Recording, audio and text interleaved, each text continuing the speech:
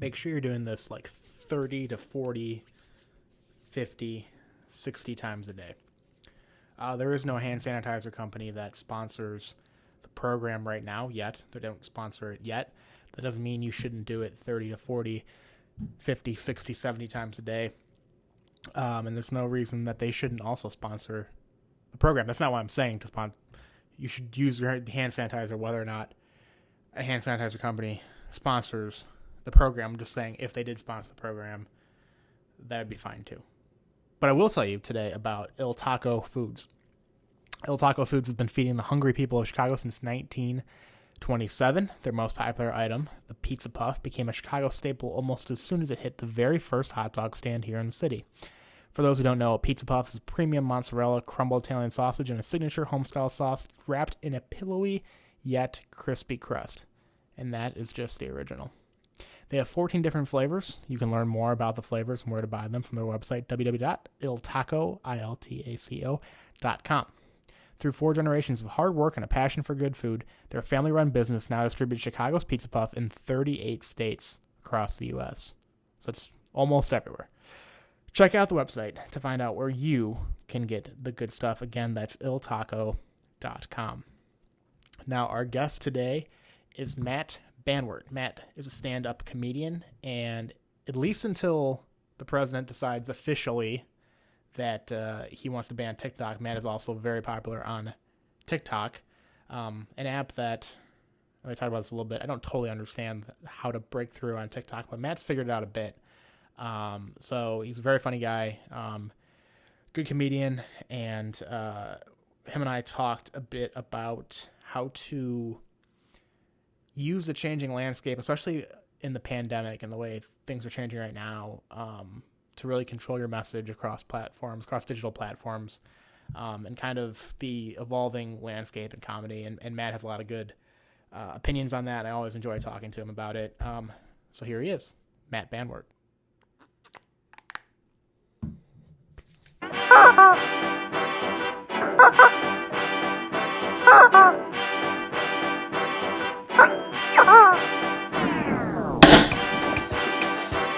Ladies and gentlemen, Joe Kaiser.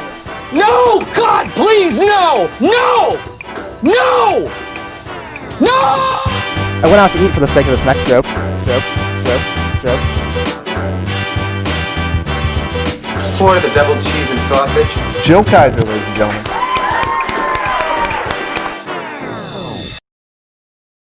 Like right now, especially after the pandemic, or like we're still in it, but it exposed like a lot of stuff about different businesses, like how fragile things are, and comedy clubs operate a lot like a bar or a restaurant. So like all these comedians like don't have a place to go, but you can really control your own platform in a lot of ways. Yeah. Like you have podcasts, you have all social media, Instagram, Twitter, but you have TikTok too, where you can like control your own stuff and create your own content from home. Yeah. And I don't know, like I would think a lot of people would realize this. Maybe like they're just starting to realize like I'm gonna have to create from home sort of thing. Yeah, absolutely. And you're really good at that. Like even like today, just taking a shit and I get a notification that you're doing a live stream on TikTok. Yeah. Like you because of your cell phone, you can create your own content all the time. Exactly. Yeah. No, I've really blown up on TikTok. I've went from like 0 to I think 12,000 now. Yeah. My problem is I've run out of things to post. Like I was doing really well when I was posting like clips of my stand-up, and I've been doing stand-up for like 5-6 years now. So I've got like, 5 years worth of material to post, but it's hard to find jokes that are like specifically like, ideally on TikTok you perform best around the 22-second mark. But most of my stuff, like I can pull it to like 40 seconds, do like a full joke in or whatever. I can pull like a one-liner, but like it's just like an unsatisfying video, I think. So when I was doing jokes, like stand-up, I was doing really well. And then I kind of like used all my stand-up clips. I reached out to a handful of friends. It was 50-50. Either they did really well or they just like completely missed. And then, like I just eventually like ran out of stand-up. And so now I'm trying to do other things there. I did like a 3-episode thing of like the history of comedy on TikTok. Didn't do well.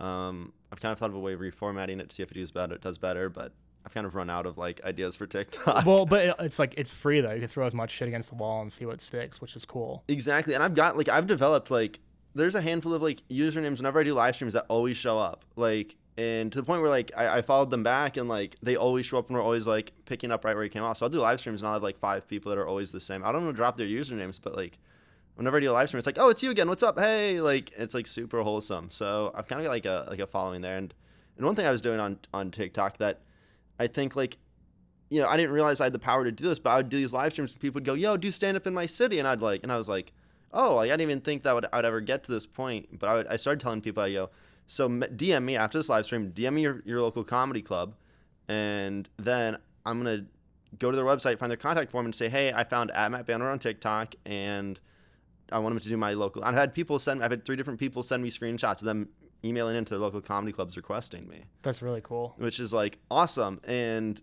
it's like, it's motivating because it's like, oh, there is an end game to doing this. Like as a stand-up comedian, I'm like, my end game is always to be doing live shows because that's what I love doing. That's what I want to do. That's where the money is mainly for me right now.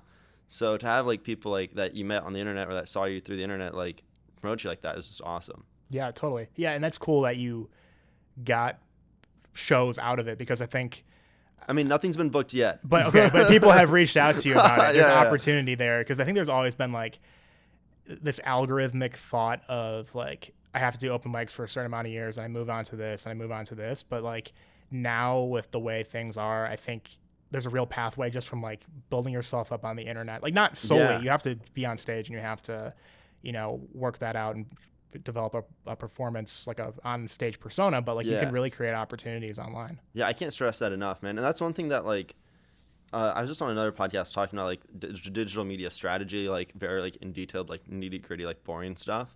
But I think that's such like a big deal. Is like, I think in comedy there's this notion, and you already mentioned it, you already said it, but like you just grind open mics for years and years and years. But like the thing in Chicago is some of the open mics here are just so, I don't want to say like they're dead ends, but like no, they are. They can feel like traps. Like it's diminishing returns. Your first year, you're getting a lot out of it. You're getting used to being on stage.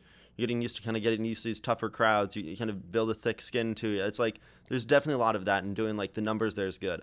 And it's kind of like getting your name out. Eventually, people are going to start seeing your open mics. You befriend some people.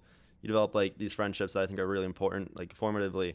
But at some point, you have to realize like doing a bar show in front of the same 5 comedians for 2 years, you're not going anywhere. Yep. And that's when you really need to start like pushing clubs or like finding independent shows where you can get good clips to put online. Yep. And that's when you can start doing like comedy festivals. But I think at some point your emphasis does need to be like around like, I mean, I don't know. I'm like 4 years in, but a lot of it was in Iowa. So right.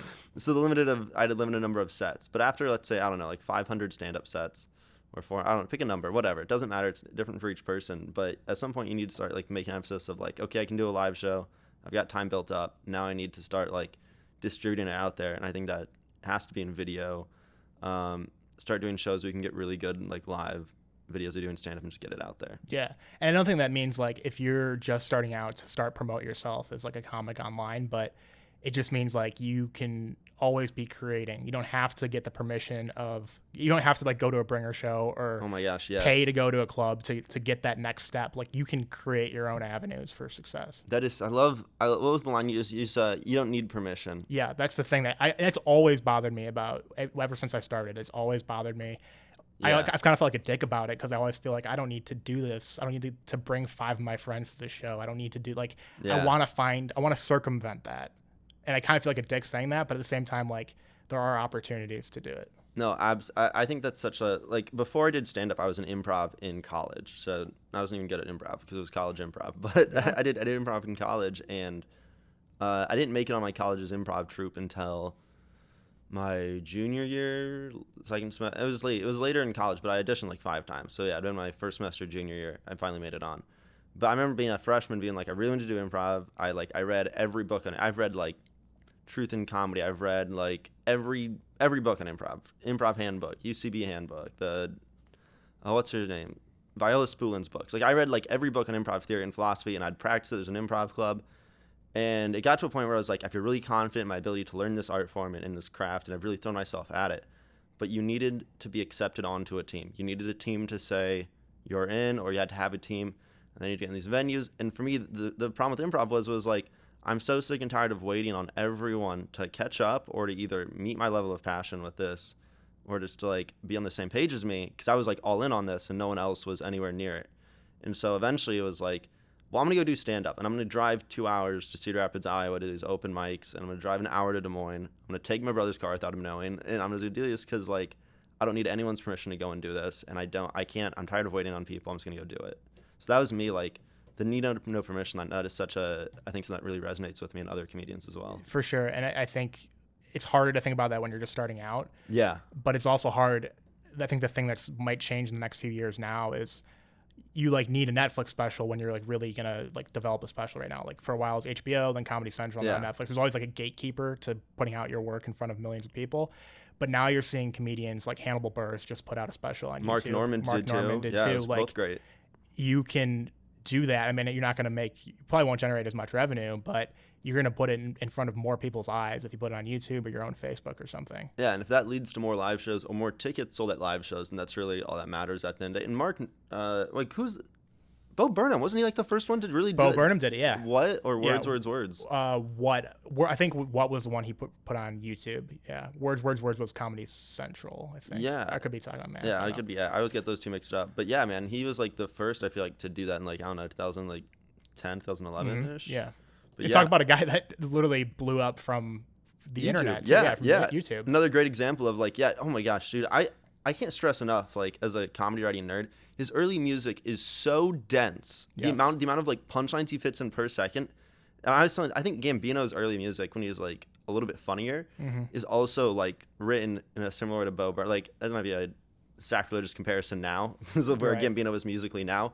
But in his early music, it sounds very much like he's writing music. His lyrics are like stand-up, and they feel like very dense and punchy. Yeah. And Bo Burnham talked about like getting crap from older comics when he first started to tour because he didn't go through the open mics and stuff. But Yeah. this is just like, I think somewhat of a new normal, like not completely, like you're still going to go to open mics. You're not going to put all your crap on YouTube, but it's just a changing times. Like Yeah. it's going to be different all the time. And there's a guy, Trevor Wallace, Yeah. LA guy. I think he plays the Laugh Factory LA all the time. I see his stuff there. I don't follow him, but when I worked at the last place I worked, they were like obsessed with him. And I was like, oh, I guess he does stand up. And I don't know what his path either. I'd be more interested in learning. But I think he started up as a stand up or he started doing these sketches and then decided he's like, well, I guess I should throw together a live show. But some people do it. Some people do it and fail though. Like, Yeah. do you know who Gus Johnson is? The football announcer or No, Gus Johnson? No, there's no. Okay, I'll tell you about Gus Johnson. Okay. He's a YouTuber and he does like these sketches and they're kind of Eric Andre-esque, like these absurd kind of weird sketches, really funny. He edits them. They look super like homemade, but they're just like funny, quick, quippy. Love Gus Johnson stuff. He's always big. He's always like blowing up on Reddit.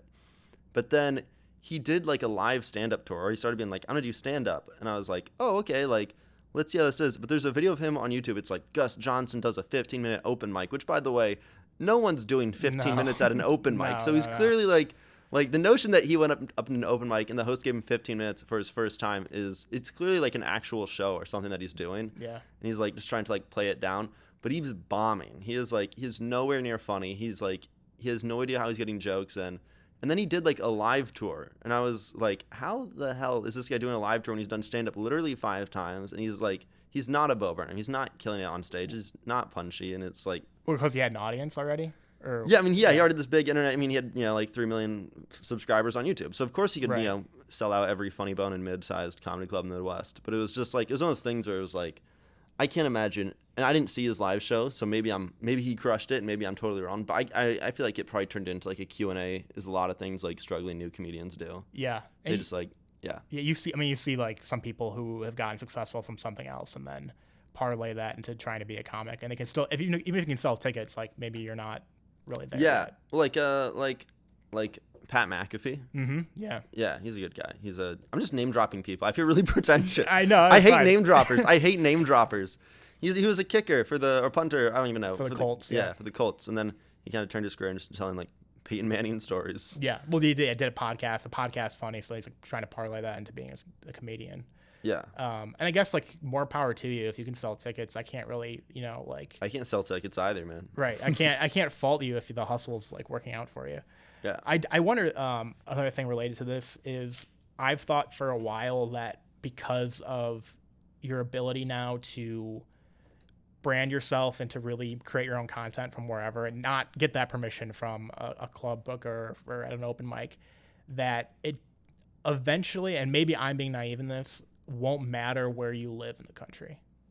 And I think there's a chance of being naive, or maybe this is just like really far off on the horizon, but I've always thought like, so I'm on like email lists to a lot of clubs in New York, because every time I'm in New York, I try to do at least one open mic. So I get emails all the time. It's like, tonight there's an executive at NBC in the audience, and I'm like, fuck, like I wish I was there right now. Yeah. Then I try to tell myself like, no, it doesn't matter. Like you can still create your own path in Chicago, but I'm wondering like, will it matter where you live based off like the opportunities you have at your fingertips? Yeah, I mean, I think it does and it doesn't. Like I tell people all the time, like one of my favorite places I ever did stand up was in Billings, Montana. I was traveling for a job that I had, and we were in Billings, Montana. I did this show. They put me on, and they were super generous about it. They made me open to like the host didn't do a great job of opening the room up, but whatever. I played to a cold room. I did fine. My set did okay for what it was. I mean, I think it did as best I could as experienced I was in comedy at the time. So I feel pretty good about my set that night. And then everyone else goes up, and the comedians were just so good. I can't remember their names. Mark Dawson, Charlie Mullick were two of them. More name dropping. I'm name dropping, baby. Billings comedians. Hello, if you're in Billings, Montana. No, but it was these two kind of like mid-sized comics, but they were killing. I was like, this is Billings, Montana. And then I went to another show the next day. It was like the Great Montana Comedy Festival or something, or like Comedy Contest. They have another festival. Anyway, so in this comedy contest, and I've seen comedy contests in Iowa and all over places whenever I'm traveling, I always try to check them out to see like, who's worth keeping in contact with and who's kind of rising, who's doing good or whatnot. And I was really just blown away with like Montana comedy in general. Yeah. But I mean, I think if you're living in Iowa or Montana, I think your options are so limited in like, unless you're like regularly playing comedy festivals, which are a whole like I don't want to talk about comedy. They're like impossible to get into. Yeah. Applied to a lot and been rejected from a lot. Yeah, well, it's like the thing is, comedy festivals make their money off of comedian submissions because they know, like, dude, it was crazy because I was telling someone about like the Beast Village Comedy Festival is one in Des Moines, where I'm from, and I remember I was in New York, and someone goes, "Oh, you're from Des Moines, Beast Village Comedy Festival," and I go, "Yeah, Beast Village is in Des Moines," and then someone else from New York goes, "Beast Village," and I was like, "Wait, do all of you apply to Beast Village?" And they're like, crazy. "Yeah," and I was like, "Oh, that's a $20 fee." Oh, so like that's where they're getting their money. Like a lot of comedy festivals, they make their money off of, posting every comedy scenes page, hey, $20 submissions. But in the back of their mind, they already know that the 15 comedians they're bringing in, it's people that they've met or, have had recommended to them, or like you already have to have a credit in order to. So it's like one of those things where it's like some comedy festivals, it feels like you're just like throwing your name at a brick wall. You're like, and I've had festivals that I think are pretty small, and I've got a handful of credits now that I'll be like, I've opened for all these people. And they're like, and I don't get in. I'm like, what was the point? Why was I even doing this? Well, it's the permission thing we were just talking about. Like, at a certain point, you're like, why the hell am I bothering with this? Asking these people, even especially if you think you're good enough to break the cut, like, it's frustrating to be like, why am I asking this person who's putting on a festival for permission for it? Yeah, and I've been on the opposite boat where I've had people that run festivals I've met at shows, and they go, oh, hey, apply to my festival. And I go, well, I'm not going to. And they're like, no, you'll get in. And I'm like, well, I feel bad for everyone else. Now like, I shouldn't. I should shamelessly apply, but I always feel like it's always like it's like, come on. Yeah. Well, I guess so. On the geographic thing, obviously, like if you're in Iowa or Montana or wherever, you're gonna have less clubs, less opportunities. But if you can blow yourself up you can get those credits and then blow yourself up on like TikTok or YouTube or something. I think the next step of moving to a place like Chicago or LA or New York becomes easier, whereas you hear stories like I listen to a ton of comedy podcasts when you hear stories of now successful comedians. It's the bathroom door. Yeah, it's crazy. Now successful comedians where it's like, yeah, I lived in like a 200 square foot apartment with cockroaches and rats and stuff, but I moved to New York just so I could do comedy. It's like I would never do that when I left college. Be like, I'm gonna move to New York with no money. Like that never. I would never do that. No, I mean, like I'd said, so like I was super fortunate in the sense of like, and this is something that like I was talking to someone about the other day, and it like blew their mind, and I was like, oh, I forgot like how big of a deal this is. But I started in college, and my college would bring in comedians, and they kind of had a way, or someone was doing this years before. Well, no, I don't want to name drop. Anyway, a guy was doing this years before, and he just got a Netflix special, so it's crazy. But students would open for these comedians, and one of the guys like years before, he would he would book big comedians. He'd book like Bo Burnham or like Rory Scovel or like some just big comedians. And he would always make himself the opener because he was head of like the student union board. And so that was like, the student union board stopped booking music for the year that he was in charge of it and started booking comedians. And he always made himself the opener. So that way he would always like be in the green room with them and chatting with them before the shows. And then he moved to LA and like leveraged like, oh yeah, I already have your That's phone number. awesome. You offered me a show in LA. And he did that for like enough people where eventually he just got like, he moved there and he was getting on these mid-sized shows right away. And it was like, how the hell? That's hilarious. So that's like so I kind of did it, I think, on a lesser extent. Like one time we had an SNL cast member show up to our universities. John Rudnitsky was on for a season. He's done other stuff now, but Sure. So anyway, so I tweeted out and I was like, hey John, check out our show after your show. And then like 2 hours before my show, he likes my tweet. And he was like never on Twitter. So I think it was like shot in the dark. He likes my tweet and I was like, oh cool, you like my tweet. How crazy is that? And right before I go on to do my set, this guy walks into this club and I didn't like really like take the time to like look this guy up. I just like knew he was coming to shoot my shot. And he comes in, he's like, yo, where's Matt? And it's like dark. I'm in the back of this room. It's like, where's Matt? And there's like, this guy wants to talk to you. I'm like, yeah, what is it, man? Are you okay? Like, can you sit? He's like, hey, it's me, John from SNL. And I'm like, holy shit. And so I go up, and I'm like a year in, and it's like a crowd of like all my friends. So I have the best that I could have possibly had a year into comedy. And he sees it, and I walk off stage, I'm feeling great. And afterwards, he takes me and like one of my friends in the green room. He's like, hey, let's talk, man. That was great. Oh, it's me and 2 other people. And he's like, we're just chatting. He's like, dude, that was dope. Like, hit me up if you're ever in New York. I get his phone number.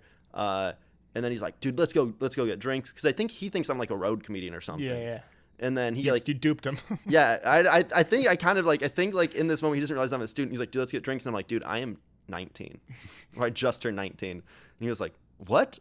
And he was like, oh, never mind. Oh, shit. So did that just end there? No, I mean, he's done shows he did a show at my university this year, and he had one of my friends open for him. He texted me about that. So we've texted like a handful of times, but like we're not friends. Like if we would have gone to the bars, I think we would have been friends, but I was just like 18, so I kind of blew my shot. But also I can say, because he was like, hey, can I do a spot after you? And I was like, yeah. So technically I've opened for an SNL cast member. That's funny. That's like a big confidence boost too as a 19-year-old. Yeah. Like an SNL cast member, even it doesn't matter who it is, said that about you. Yeah, and he was like super polite. And like I used to, when I first started doing stand-up, I did this bit about like, I had like 12 minutes, I kid you not, on just the state of West Virginia. I'd be like, dang it, I'm trying to fuck West Virginia. I hate this goddamn state. And I'd go on like do a stupid bit. And afterwards, I sat in the green room and I was like so proud of this West Virginia bit. And I was like, any advice from you? He goes, yeah, drop the entire West Virginia bit. And I go, but I just killed. And he goes, yeah, but you're from Iowa. Like, You're not doing much better. And I was like, oh, I guess. He's like, just be self-aware with like who you are on stage. And I was like, oh, great advice. And so I think I actually cut the bit after. I haven't done it really. I do like a handful of times. Yeah. But like, I think that was great advice of just like, and also it was great motivation for me to like restart and like try writing in a different way. So yeah, for sure. That's awesome opportunities like that. I when I was in college, I interviewed Nick Thune and Brian Regan separately. That's they're awesome. both coming to Milwaukee, so I had an opportunity. It's like I was on the newspaper and did stand up, so it's like the opportunity just kind of presented itself. Same energy. Yeah, right. So Nick Thune calls me. I'm like hungover. It's like 9 a.m. and he like doesn't want to do this interview. He knows he's talking to a college kid. He like clearly does not want to talk to me. That's funny. But by the end of it, he probably didn't think I knew anything about comedy. We talked for like 35 minutes. By the end of it, we're not friends. I saved his number in my phone just so I can say I have it. But 35 minutes later, like we're like shooting this shit and like laughing and stuff. And I'm like, I accomplished something as like a 22-year-old of like making a comic laugh. Yeah. Like, those moments are so cool when you're like not confident and just think you're like, you need something like that to kind of like feel like you're on the right track. Yeah, absolutely. No, I had a similar situation. I had like a satire newspaper, and you understand. Yeah, you're still doing it. I kind of quit with mine. Yeah, we had Joe Coy come through, and that's cool. Yeah, and so I interviewed Joe Coy, and I remember he called on his cell phone, and then he was like, "Okay, let me call my home phone." So I never saved them. But I remember that day sitting there thinking, I ought to save this. I should. No, I did it. I didn't. I should have Joe Coy's phone number, cell and home phone number. I'm thinking about like this podcast right now. I'm like thinking after, I don't know, 100 episodes, I'll get the courage to text Brian Regan and be like, "Hey, you don't remember me, but I have this podcast now." Naked Tanus with another mindless motivation moment. Remember this: do not let what cannot be undone undo what be did. Now, I'm not 100% sure what that means. I think I wrote that in my sleep, but it sounded pretty cool. So open to interpretation. And it's not always about the words, okay? It's about the motivation and the energy behind those words. All right. Going back to what I said about like the algorithmic thing to success, like there's no one path, especially in this field, to become successful. Like there are very similar things. Like Yeah. you do the open mics, you open for people, you middle, and then headline clubs, and then Yeah, it's maybe just, blow up after that. But everyone's path is slightly different. and I think like, and this is something like I got in right before. I was probably around 2 years in. Crashing came out in like 2017, right? Sounds right. Yeah. Yeah. So I started doing stand-up in 2015. So I got in right before Crashing and Miss Maisel. And I remember like when Crashing came out, watching it and being like, oh, I totally get this. Like I see like a lot of what I'm doing in this guy, the first season in particular. And then I remember like open mics and just even Des Moines, Iowa started becoming like more and more crowded with people. And they'd show up and they'd be using like the terminology. And I'd be like, oh, dope. Like, how long have you been doing this? Like, this is my third time. And I'm like, what? And they're like, yeah, dude, have you seen Crashing? And so I think Crashing and Miss Maisel are two shows that like largely glorify and like make it seem like relatively easy to get into stand-up. Yeah. And I think I've heard like people from New York tell me, and so this is not a first-hand experience thing, just asterisk there. But I've heard people in New York tell me that New York is just swamped with people It is, who yeah. saw Crashing and they're just like, can I busk? Can I busk? Can I hand out flyers like Pete Holmes does? And it's just Yeah. like, oh God.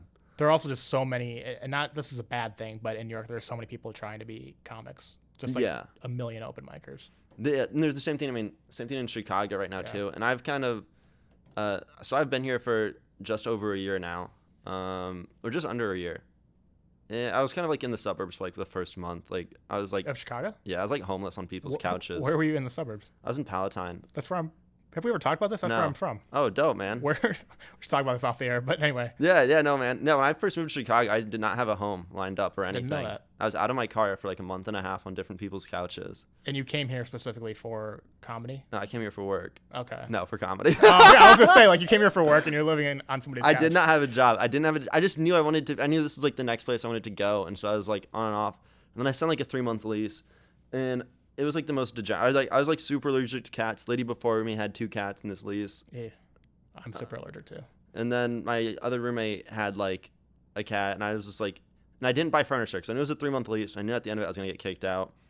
And I didn't even like, the place wasn't great for what I was doing anyway. And so that was like terrible. And I remember like, I didn't have any furniture. I remember like I had a blow up mattress for 3 months. And then I finally got where I am now. And then I quit my day job. I had a day job for like 4 months and I was getting like 4 hours of sleep a night. Yeesh. Because I would wake up. I stopped running eventually, but I'd wake up and run. And then I'd go to work. And I'd like way off on the blue line. So it was like a really long bus ride into work. And then I'd go to work and I'd I'd be like falling asleep throughout the day. Like it was like literally like it was so bad. And then I'd go and do mics and get home at like 1 or 2 in the morning. And then I'd like try to replicate that over and over. And I was like, so eventually I just quit my day job and started doing freelance work. It's smart because Yep. your body's not gonna keep up with that. Like that's rough. Yeah, I was like this. Like in hindsight, dude. Like I was like, I really enjoyed it, but like in hindsight, I was like, holy hell, I was so tired. I don't know how I did that in kind of schedule in college where it's like Yeah. I had intern at a radio station. I had to wake up at 5 a.m. to get to the other side of the city. Then I'd work at the newspaper on campus all day and like go to class. Then maybe have a mic or something at night. And I drink like 7 or 8 cups of coffee in the day, and then like switch to beer. I don't remember drinking water in college at all. It's like, Coffee. how did I do that at all? How did I put that in my body? From coffee into beer. Yeah, no, exactly. No, yeah. And so, yeah, it was like bad. And then the place that I worked was like one of those places where it was like, welcome to the grind, baby. You're going to put in 70+ hour weeks doing like, and this is going to be the place where I worked. I think I would have worked if I had like another day job, but the place where I did work was like, it was one of those places that hire really young people, and like working there was like supposed to be your entire identity kind of deal.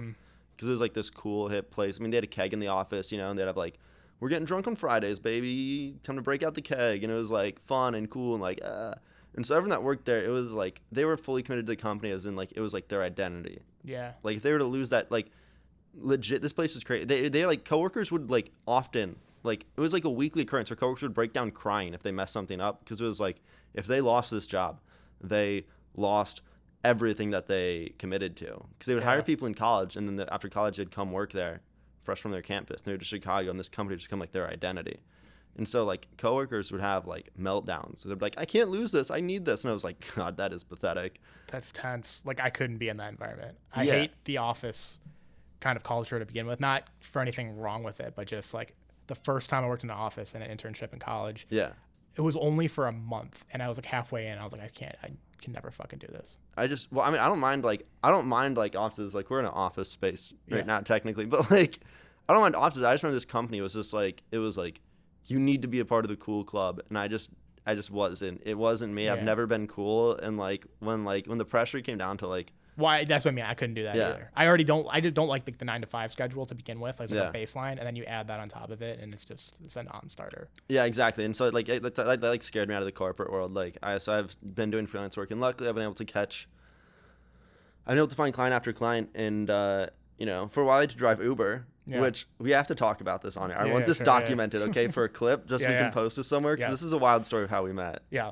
So I was Well, driving Uber for a while, and then now John- I don't drive Uber anymore. Do you want me to take it, or do you want you to Take this. I want to Okay. hear your end of this story. This is crazy. I want this documented. This is especially crazy too for like a small detail. So I'm going to a Christmas party on like the far north side of the city and ordered an Uber because there's really no other way to get there. And for the first time ever, I read the Uber, like the bio of my driver. I haven't done it since, and I didn't do it before then. And I get in the car, and we're like chatting, like small talk, like driver passenger kind of thing.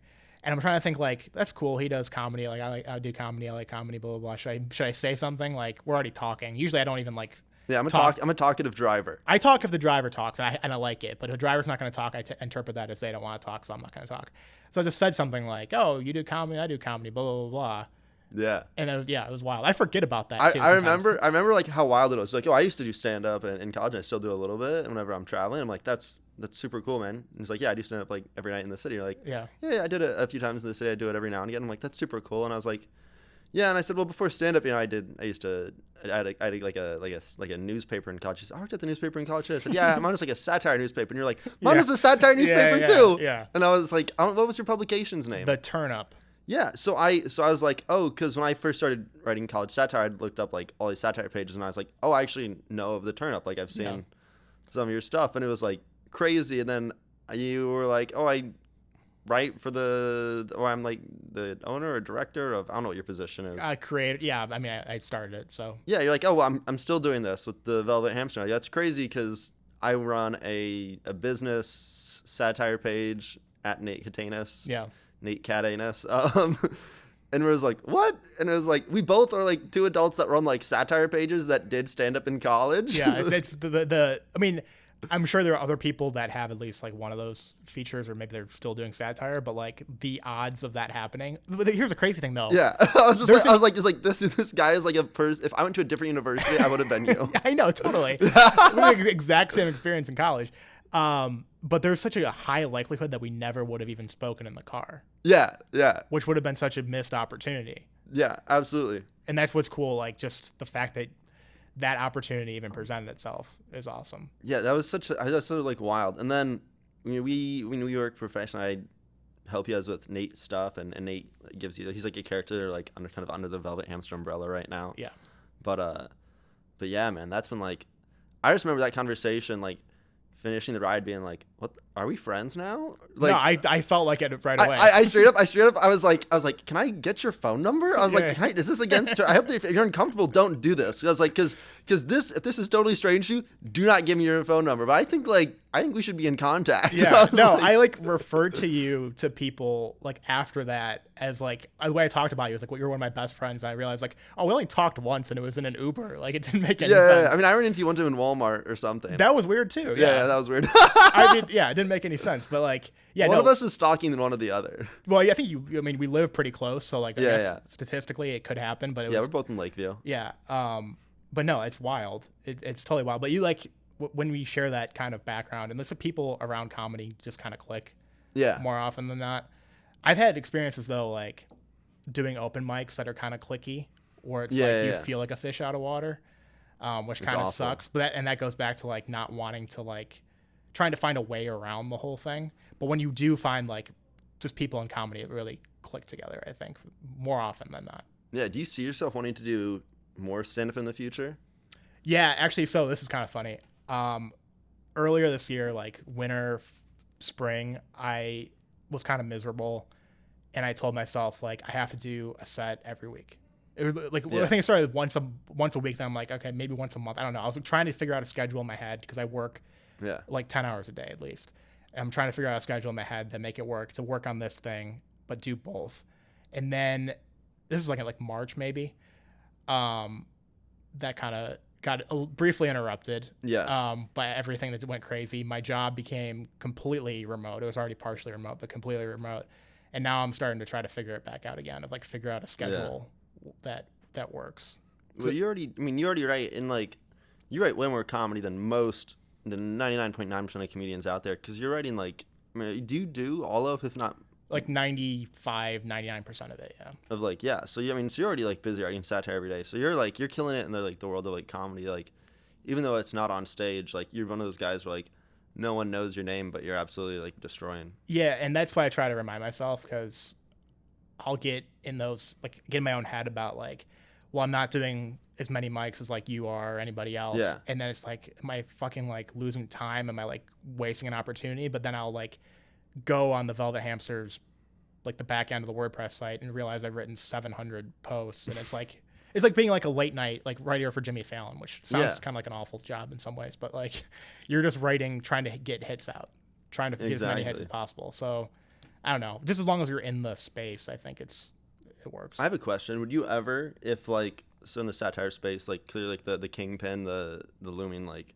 God in the corner is the Onion. Yeah. If the Onion would ever hire you, would you work for them, or would you not be interested in working for them? Do you feel like you've done your own thing? If you would have asked me that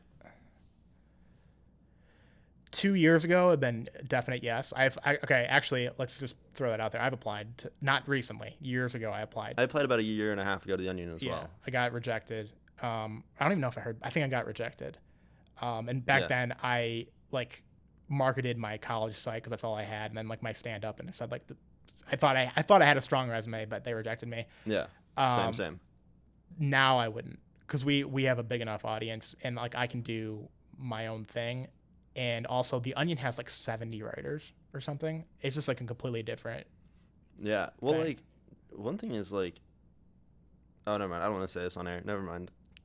The founder of the Onion, Scott Dickers, he's like pretty active on social media. Like, Yeah. you can like get in front of him. Like, if you just tweet at him, see what happens. That's all I have to say. I'm willing to like shoot shots at the Onion or the Babylon Bee or something. Well, I think he would really like it. I think because he has his own podcast where he brings on like people in the world of comedy as well. I think he talks like a lot of business into comedy. I think he would be really interested in like how you built your own satire page in the year 2020. That would be interesting. Cause I'll get you in contact there sometime. Yeah, I would love that, because I don't have anything against the Onion for sure. I love the Onion. It makes me laugh every day. 100%. No, same. Yeah. And as someone who's in like the satire space as well with Nate Katanis, it's like, I don't hate anyone else. I don't. Totally. Yeah. I don't like the competition between like comedians. Like when you feel that way, you especially feel that as like an open micer, people are always kind of adversarial or like jealous. Yeah. I mean, there's definitely like I usually like, so I've been doing comedy for like 4 years and I moved to Chicago. And so I kind of have like experience. And like I said, I've opened for like, when I was in college, I opened for other people in college as well. And so I kind of like have a list of like credits that I've opened for. And when I also was in college, my family moved out of my hometown. So during my summer vacation, winter breaks, like I didn't know anyone in Des Moines, and I wasn't old enough to go to bars yet. So I'd go and I'd do shows in like Minneapolis and in Omaha. And so I'd kind of met a handful of people in those areas. And then we went on spring break in Austin, Texas, where I met a bunch of great comedians in Austin, Texas. And I had this job where I traveled. So I know people in Madison. I know people in Billings, Montana. I know people in Seattle, right? And so when I came to Chicago, a lot of people here have just done shows in Chicago, or like maybe they came from like a small hometown. But like I kind of have this national network of comedians that I've just kind of met throughout life. And I'm pretty fortunate to have that. So it always feels like, I felt like when I came to Chicago, I always had to like downplay like my experience and like my connections. I felt the same way, yeah. Because like I have friends that are like like regional headliners, or that are like feature acts at some of these big clubs, and people always like. And so I came here and it feels like I'm like this nobody all over again. It's just like nice, and like I kind of like sat in that for a year. I didn't really like tell anyone like, oh yeah, I open for these people, or like, oh that guy's in town, great, I'm gonna go text him because I have his phone number. but now I'm kind of like the first year, and I'm like, okay, I want to start like featuring again. I want to start getting into like the clubs here. Like I kind of sat on back on that the first year, but like, Yeah, it's I don't know if you have this problem because I think you're really good at like cutting clips and kind of marketing yourself online. Thank you. I'm okay with that now for myself. It wouldn't bother me, but I had a hard time for a while like playing myself up. Like I would just want to downplay anything I ever did. It's kind of hard. Like there's something like human about not wanting to boost yourself up too much. Yeah. Well, also there's this weird thing. Even if it's deserved is the thing. Yeah, for sure. There's also a level of like like I've got for every 30-second clip that I post, there's like 15 minutes worth of video that's incredibly unfunny or just like not as not as hard hitting as I'd like it to be. But also there's like I'm trying to think of how I want to say this, or like I don't know, it's just hard to get quality video, I guess. Yeah, no, it totally is. Most of my video online is awful. Oh, all that. Okay, yeah, I had kind of lost my train of thought there. I'm sorry. No, you're good. No, the thing is that I started with is especially like Instagram. Instagram is the platform I'm at war with in my head. Is this my platform to share with my friends and family, or is this a comedian talking to his fans? And when do I cross that line? When is this me talking to friends and family, and when is it me trying to, build my following through this platform and talk to the comedian? And if you look at my Instagram, it's pretty obvious in the last like 2-3 months that I've very much transitioned. Like in 2020 in particular, you'll see like I stopped posting photos of like my friends, family, and like travels. It's now like mainly stand up. I've definitely made that transition, and I've grown like my following there like has gone way up since then. And also, you're not supposed to get these kind of apps because like Instagram will like knock your organic reach, blah blah blah. But I recently got an app that tells me like who unfollows me or who's unfollowed me in the past. I got that like for a month. I only had it for a month, and I only used it for a month. But I realized like people that don't follow you back was one thing I looked through. And there's people like celebrities that don't follow me back, sure. But I realized that like most of the people from my high school have unfollowed me. Really? Like, yeah. Like I was not a cool kid in high school. On Instagram? Yeah. Okay. And I was like, oh, that's crazy. And I realized I was going through and I was like, they've unfollowed me. People that I thought I was like close friends with. I was like, oh, these people have all unfollowed me. And I realized then, and I went and unfollowed a bunch of them, and I realized then I was like, who's following me? And I was going through this list, and I was like, these are people that I've met at shows, people that have like, I think more so my fans, I quote fans, people that have seen me at shows or whatever, follow me on Instagram than my actual friends and family do. And it was like, for me, that made it like a really easy transition in my mind after realizing that like no one likes me from my hometown, old news. But like, well, also you're just like not the same person as you probably were in high school. Oh, for sure. No, 5 years later, I show up, I'm way different. Yeah. I'm much cooler now. You should follow me back, please. No, but yeah. So when I recognized that, I was like, I'm gonna stop like pandering to these people that don't follow me. Like, what am I doing? I get that. Yeah, I think it can be both. It can be like a personal thing and like promoting yourself a little bit and promoting your shows. It really depends on who's following you, though. So like if all these people you met at shows are following you, then that the market is telling you to go in that direction. Yeah, for sure. That makes sense. Yeah. Wholesome. That's a pretty close, good place to end on. I wanted to bring up one more thing about just kind of wrap this whole thing up is like demystifying success. Well, I'm not successful yet. Yeah, well, I know, but I'm not saying. I just mean like being on this track where. So let me back up for a second. We're talking about like the changing platform and like you might have other avenues. People might have other avenues than to just like go through the clubs and grind through the clubs. Like you hear comedians talk about that all the time. But I went through this thing with listening to like a million different like WTF, Mark Maron's podcast, listening to like a million people on like Bert Kreischer's podcast and hearing all these stories and finding like the differences in all of them. And at a certain point, like I think it's healthy to kind of demystify like the idea that success or like putting people on a pedestal, like just getting rid of that idea, like it's impossible to be like a headlining comedian, like selling out theaters, because the path is always has a lot of crap in it. Like no one talks about the failures, you know? Yeah. And when we were talking about the changing platform, I think that just opens up so much more where it's like, I'm not going to say it's not hard, but there's so many different avenues to actually make it. And I think like the pandemic kind of, I'm hoping like encourage people to like be creative, create more content. You can create content all the time. Yeah, for sure. And I hope to see more of that too. I mean, the one thing I always stick with is like, and I'm at a crossroads too with like the make content all the time because that's kind of where I'm at right now. But there's this great, You Made It Weird with Pete Holmes. There's 3 of them with Bo Burnham. Yes. And one thing that Bo talks about is he goes, I was big on Vine because he was hilarious on Vine. He killed it. And he says, and I love doing that, but I also like making these specials. I'd take 3 years to make them. And it was like, I'd pour everything into them. And it was like this very beautiful, great thing. And it didn't feel cheap. It never felt like quickly produced. And I always thought that was like really interesting. I think that in stand-up, sometimes I go through material, I'll stop running it, and I'll like, I make it like so short term. But like at the end of the day, there is a lot of like the small, quick stuff I have to make. But my live act is something I've been working on for years. And I'm trying to keep that as like something that's like very like pure and like coherent. And, you know, I'm one of those guys who's like aimlessly like waiting on that hour special, that 30-minute special. Because like I know that when and if the opportunity, which I might self-produce. I have a guy who wants to, I have a video guy in Des Moines that's asked for me to do a special there. But when and if I ever do that, I want it to be something that's like it's really beautiful and well crafted, and I have it like figured out like perfectly or word for word or you know, not perfect, but I want to be like really beautiful and something I'm very proud of. Yeah. Well, I'm glad you brought up the self-produced thing because like you can kind of, if someone's interested in helping you out, like you can kind of decide when you're going to do that. Yeah. I'm really intrigued by the future of distribution of stand-up specials and like. Yeah. I don't think everything's just going to shift off Netflix immediately, but gradually, even different platforms within streaming, like Jim Gaffigan put something out on Amazon Prime. Like, does somebody go to Hulu or like Disney? Like, there's so many different streaming services.